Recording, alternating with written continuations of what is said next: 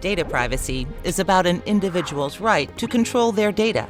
In the cloud, you can configure access settings for workloads that require different levels of accessibility, from public websites to internal restricted content.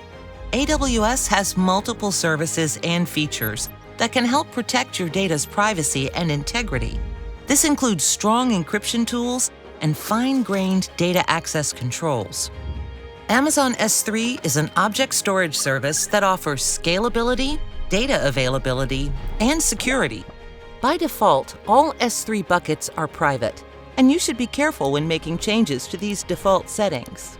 You can grant access by using access management features.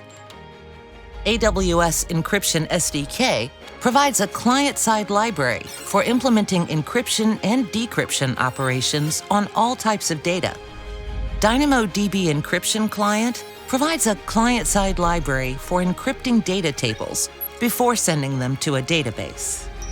These services give you the power to protect your data and decide who has access. AWS is here to help. To learn more, go to aws.amazon.com/security.